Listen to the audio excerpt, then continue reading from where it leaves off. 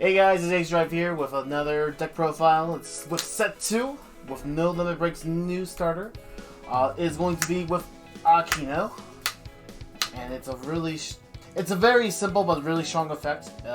What it does is on enter you enter charge 1 and draw 1, and then it gives your defending center Elrig +2 defense, as well as a once per game action. Rest 2 level 2 Elrigs on your board and discard a servant or unit with G, and if you do, you bounce 2 units. It's a very clean, simple effect, and the style of this deck is going to be like a very consistent board building deck featuring red.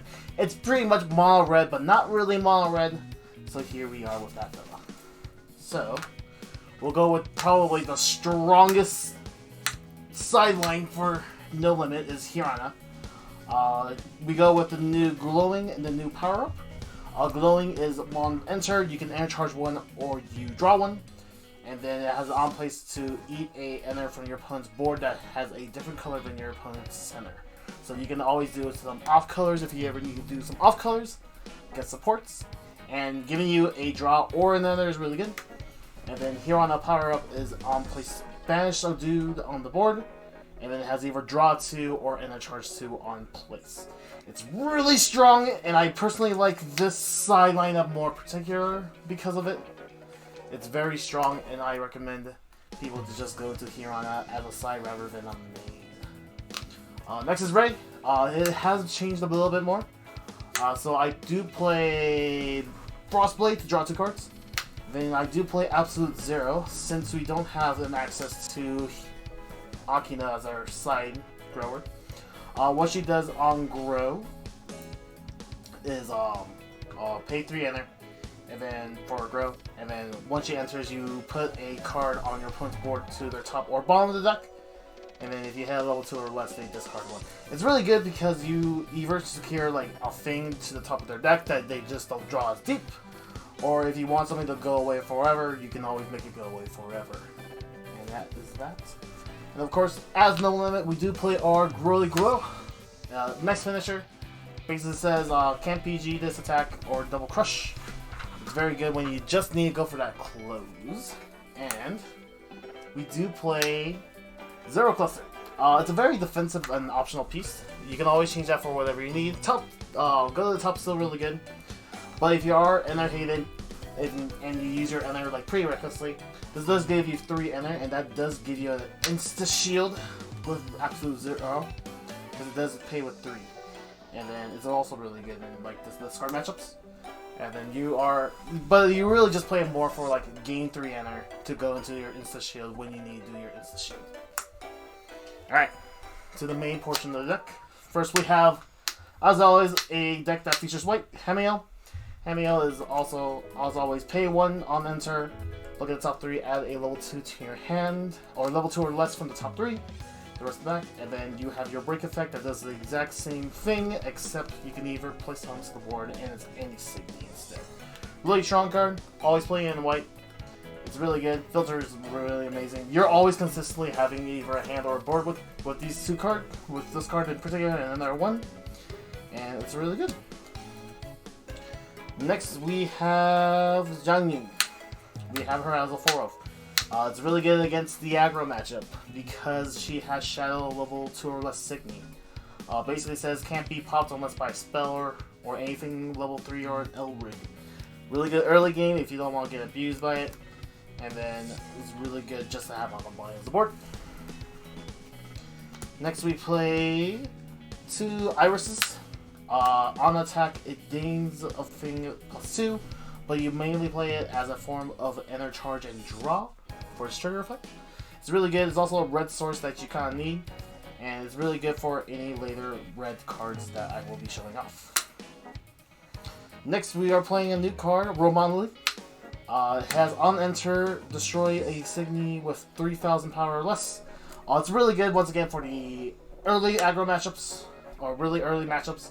If you want to just get rid of like one thing really quick and then deal some damage, it is there for that. I only play as a 2-of because I don't like it more than that. And as always, it is a red card we can always use.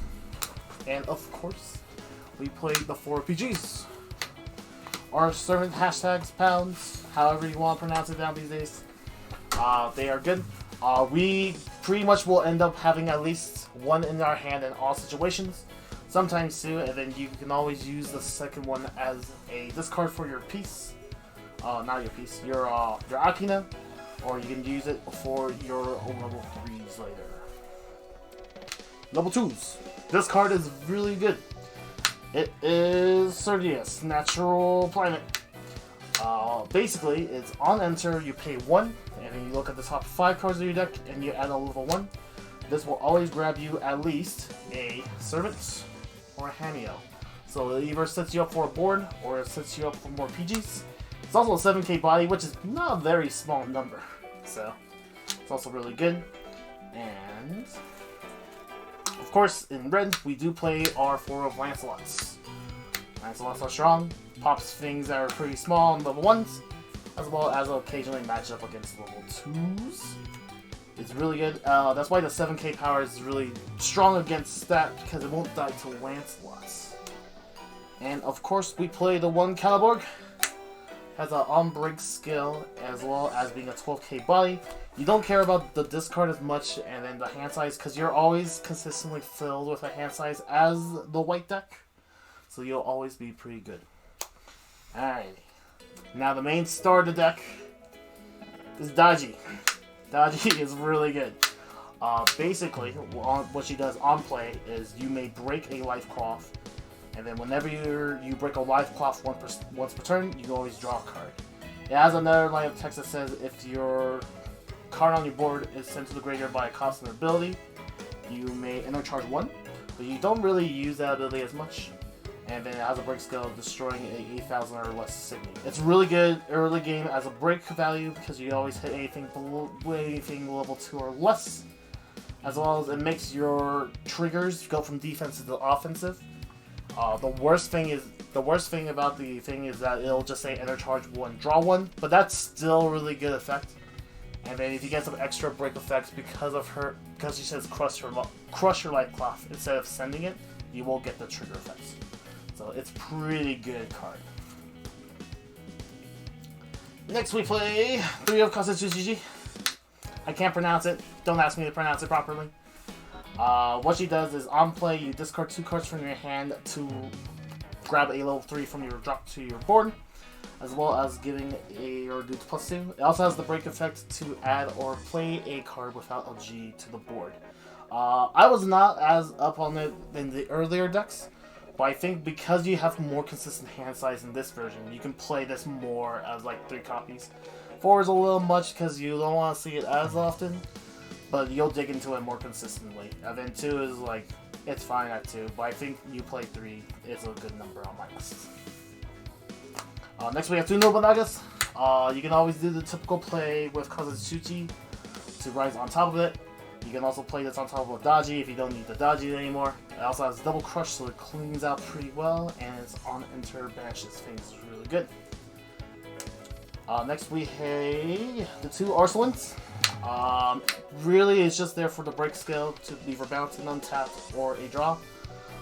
The on place is really good, the shadow's still pretty good, but I primarily don't play this at more than a 2 because trigger line is pretty small, and having the access to this as your white break is really good as well. And next we have our 2 Marses. Once again, we're a mono red deck that's not really mono red. So there's a good density of red cards that you can pitch away for 3. And then you go into an assassin build. If not worst case, you can always hate colors with this card. It's really good. I think 2 is really good. I played it at 3 before, it was a little much. I think 2 is just enough. And last but not least that uses our extra cards is Eureka. She says, on attack you may pay 1 in a white. If you do, you add a servant from your trash to your hand. And then once per turn, whenever you use a guard, you draw a card. It's a very simple card. It's very strong because you can either add PGs, and PGs also just say draw a card. So it's really good. So they have to try to clear this off before, or you try to protect this a little bit. That is pretty much a small, quick deck profile. Not a lot of the usual pieces, but I see it's really strong. I like this version more than the Hero one, just because Akino is a very clean effect, and then the value from each step that you take compounds really hard. So you'll see how like most mid-range decks will like compound really hard with value. This deck can go mid-range, but you grow way out of control in this game. Thanks for everyone for watching. Like, favorite, subscribe, do the usual things. Get me to the algorithm. If you guys like this deck profile, comment down below. See if you guys want to do any changes, any special things.